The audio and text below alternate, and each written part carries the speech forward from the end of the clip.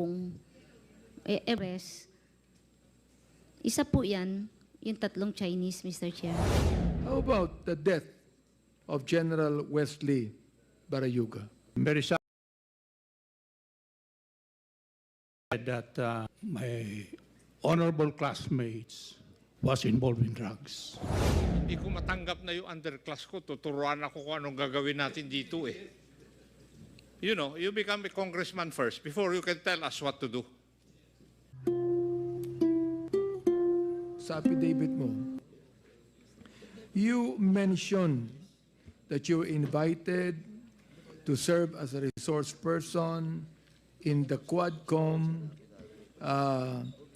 regarding the investigation into the war on drugs of the previous administration, and you mentioned about the deaths of 3 Chinese inmates at the Davao Penal Colony. So will you now please tell us the truth about that, because your name was mentioned. Now, you said the truth shall set you free. So please tell us now the truth about those Chinese drug lords that were killed by 2 PDL, and those PDL were given Narsoles, of which you are romantically linked. Now, please tell us the truth right now about that.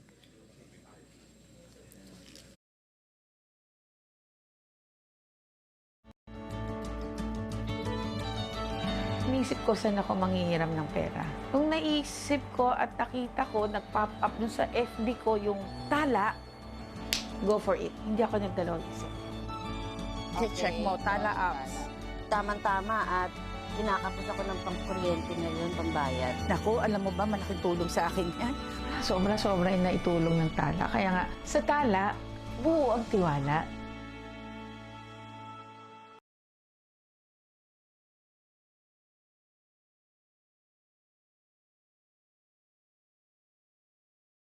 Oh no! Naiwan ang shoe ko! Bibili na lang ako sa Shopee! Oh no! What to do? Worry not! May change of mind returns on Shopee. Ang dali-dali sa Shopee! Shop na!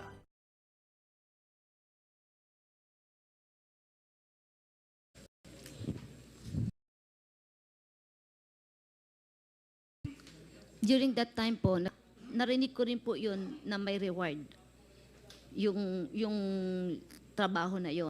Hindi po ako involved, but I heard na po. I'm so glad that you said you said something about that. General Wesley Baruga. Tell us the truth about Yes, sir. that. I am explaining kasi up to now, puzzle din po sa akin. After I heard the testimony of Yusek Kitain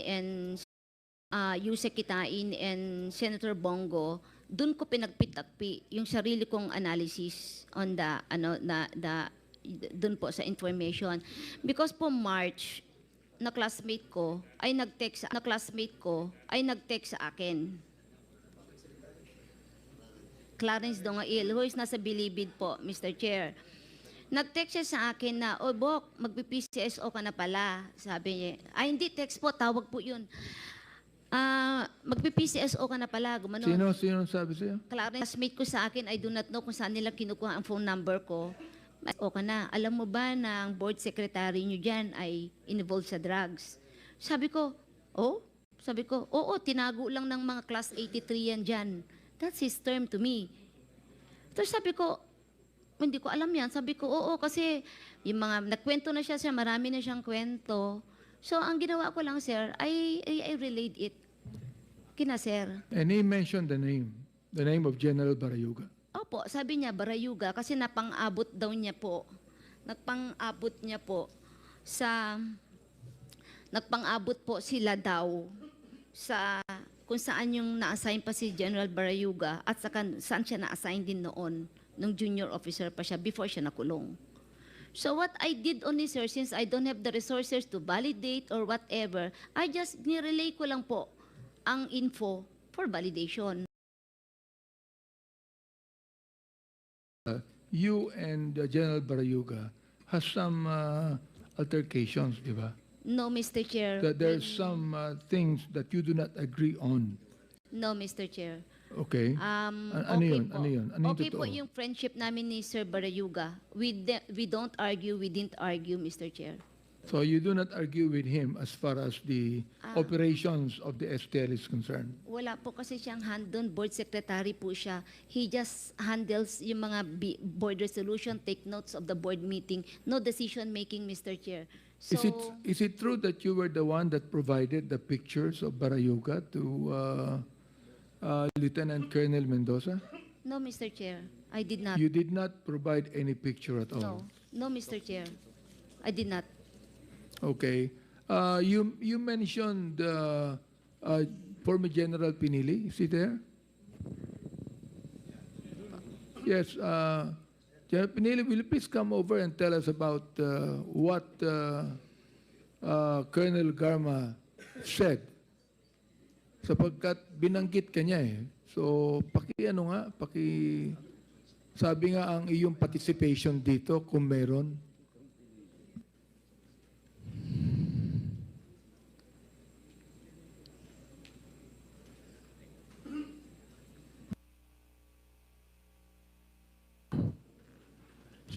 Your Honor, and I am very sad. Did you take your oath yet? Have Yes, you? Your Okay, Honor. go ahead, go ahead. I'm very sad that the former GM said that my honorable classmates was involved in drugs. And I hope that she is not lying, because my classmate lifestyle for me is so simple. He has no car, he walks, and after retirement, he always been employed. So during my experience with him, when he prays, You still have saying something here, General. But you're saying that you're the classmate of General Baruga? pardon, sir? You were? Okay. Yes, Now, I'm will the you classmate. please, Colonel Garma, will you please repeat what you said a moment ago when you mentioned General Pinili?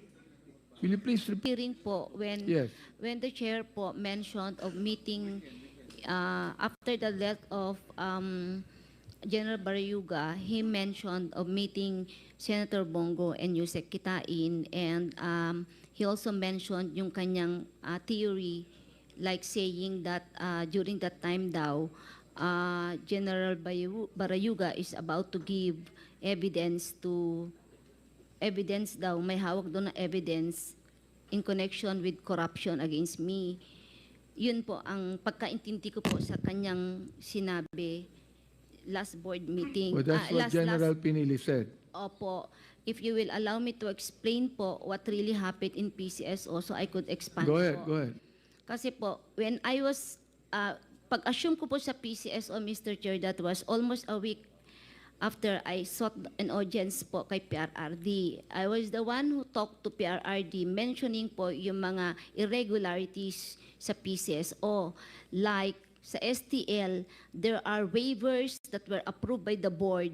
Ibig po sabihin, yung original na GMMRR po ng STL, pina-waive po ng board ang mga utang.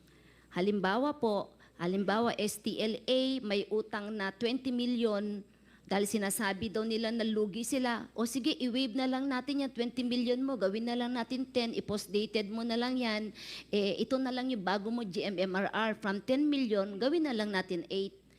Reduction of GMMRR po yon. Meron din po mga po ang band, naging installment. Mga ganon.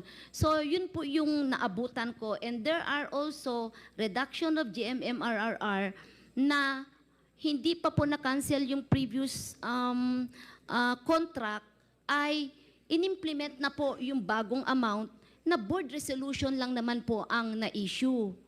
Meron din pong inimplement pero walang kontrata. May kontrata, hindi napirmahan. May kontrata na pirmado, hindi mo alam kung sinong pumirma. So those are the irregularities po na nangyari, and kung i-compute mo po in nawala kay PCSO, high or less, I'm not sure of the figure, pero yan po yung estimate. Because bawal po yun, na i-waiver mo, ang cash bond installment mo, i-merge mo yung isang company, 3 area, isang company, i-merge mo into one, para sa ganun yung bond is ma-reduce instead of 3. Alam kung paano nangyari na wala na lang yung 700 plus. Mr. Chair, meron pong court CA decision. CA decision instructing PCSO to send representatives sa draw court ng peryahan ng bayan and while mag-arbitrate to resolve the issue ni PCSO and the peryahan. And pag-assume ko po, meron ng board resolution adopting the Court of Appeals decision. Itong status ni peryahan, I think we should implement because there's a court order and the board decided to adopt. Pero that time po, kinasuhan na po ng peryahan si Chairman Pinili for not following the CA. Let us cancel then the board resolution. Para sa ganun naman, wala akong i-implement. Kasi implementer lang naman ang GM po. Ayaw po nila. Then I will implement because there's a board resolution adopting the CA decision. So, mga ganun po yung sitwasyon during that time. Nalaman po ni Presidente, kaya pinakancel niya lahat ng game. At sabi niya sa akin, ayusin niyo muna lahat yan, magbayad muna lahat ng STL before niyo iparesume. Is that At gawin niyo related yung to the IRR. killing of Baruga? Mr. Chair, May the relasyon yan? President directed NBI to investigate the board. In fact, there was a board meeting that Yusek Kitain instructed the board to resign. But nobody resigned. Sabi nila, wala naman daw kasalanan. So naiwan sila sa board po. And during that time, NBI investigated po yung allegation of corruption. So humingi po ng mga documents ang NBI, which I complied. And there are also documents that Sir Baruga should also comply at isubmit niya sa NBI. So yun po yung sitwasyon noon, sir, na sinasabing may corruption, may mga documents, isasubmit talaga si Sir Baruga sa NBI, which is yun yung allegation po na mga irregularities na nangyari po in the past, not during my time. And last quarter of 2020, Eric Destor met me po, nag-usap kami sa Shangri-La. Sino po? Eric Destor, he was the OIC NBI during that time. Ayos naman namin lahat. Sabi ko, kumusta po yung investigation nyo, kako? Ang sabi niya, tapos na daw yung sabi niya sa akin, lahat ng board ay tatamaan. And there are some AGMs po na involved kasi may mga napirmahan. Sinabmit ko na sa Malacanang, binigyan ko si Senator Bongo at saka ang PMS para makarating kay Presidente. So sabi ko, okay, pwede ba humingi ng result? Sabi niya, hindi pwede, confidential. Kasi may recommendation. If the palace will approve it, they will file the case. Hanggang na lang po umalis ako, wala pong nangyari. Hanggang sa nahirapan na lang ako sa PCSO, Mr. Chair, at sobrang hirap ko dahil po may mga pressure like yung Smart Info, yung joint venture na China Lot, na ako lang po ang nagdesisyon at kuminsan pati po si Director Sandra Cam ay nagkakaintindihan kami kasi nga hindi po tama. When you talk with the NBI director, was Baruga still alive? Hindi na po. Namatay na po. Namatay na siya. Opo, wala na siya.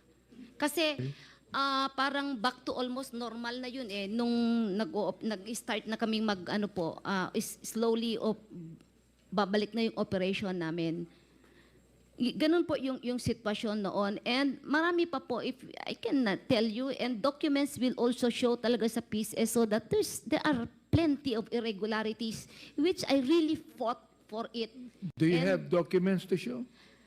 Do you still have documents to show? I have some documents Report po Submit ng to us the PCSO. documents that you're keeping? pag makalabas po ako, sir, kay hindi ko Okay, alam. you Ako lang promise that, no? nakakaalam. Nakalabas ka, you will Hahanapin submit ko po. documents to me. Yung po to us, to mga the natago committee. ko lang po. Yes po. Okay. So General Pinili, now, tell us now what you would like to say. Because ikaw ang pinalitan ni Colonel Garma, hindi ba? No, sir, I'm the chairman of PCSO. Chairman, okay, chairman, sige. I just is online. I'm in Davao City since March. My classmate was ambushed and killed July 30, about 3:30 in the afternoon. So wala ako doon, sir. So itong issue niya about maraming problema ng PCSO, siguro hindi dito yon pag-usapan. And maybe the AGMs here present can attest na talagang na-manage namin ang PCSO before the arrival of now former GM. So yung sinasabi niya na about KMA, the AGMs here will bear me out na ako yung nag-insist na hindi talaga mag-provide ang TMA ng papers ng PCSO. So, ang issue kasi dito, Mr. Chair, is yung pagpatay ng classmate ko. Pero namang... Yes, what is the point of order? Thank you. Zadi pala, ha? Something here, ako kung anong gagawin ko. Thank you, Mr. Chair. General Pinili, no? Now whatever we discuss here and investigate in this committee is related. Related po yan sa pagpatay. Hindi pwedeng hindi yan related. All right? Now, that's the issue we should discuss. But the issue here is also corruption. So I'm asking now, Congressman Paduano, for something that... You mentioned about the information given to you by your classmate Clarence Lunga. Before or after the death? March or April. Before, April of March after the announcement of the President na akin, that's 2019 po. Maybe April or I cannot recall. It's so before 2018. the death, Oh, 2018. Clarence Yes, Mr. Chair. giving you information about it, Yes, Mr. that Chair. Wesley Bayaroga is involved Sabi niya, in the sir. drugs? Isa siyang PDL the time, di ba? Si Dungail, persons deprived of liberty. i-validate. Kasi ako, ganun lang ako. Hindi, pero ang lumabas kasi, based on the accounts made by record po, ipinasok yung pangalan ni General Wesley after his death. Ay, no po. Ang 2019 pa po yun. Hindi nga eh. Ang sinasabi ko nga, I do not know. yung pangalan ni Wesley never appear before his death. Doon sa the death list. Hindi ko alam kung ano yung list na po na yun eh. Ay, yun nga ang sinasabi ko, Kasi Colonel nakakaalam lang siya. Garma, na yung pangalan niya in the official list of the death list after his death, na siningit nga eh. Pero Clarence Dugail called you Before his death po. before his death. Nung na-announce po na mag-PCSO ako. Oh, why should Clarence Dugail for that information? Anong purpose niya? And then you buy it. I didn't buy it, sir, kasi hindi ko naman pinalista. Ang sinabi ko lang, uy, may report na ganito, check. Ayun lang ako, sir. That's why nga nung finormulate... Hindi ka nagtanong sa kanya, bakit nagbigay siya ng information sa'yo? Of course, I asked, bakit yan ang sinasabi mo? Oh, ano daw? Eh, based sa kanyang experience, sir, nung time daw na na-assign siya, may Region mga 6? incident. When he was assigned in Region 6? Ang kwento niya sa akin, sir, na according to him, during the time doon na-assign doon, ay protector siya ng ganito, ganyan-ganyan. Kaya, sir, hindi ko masyadong kasi, may report na involved daw siya. Pinasa ko lang, i-validate nyo na lang kasi it's not my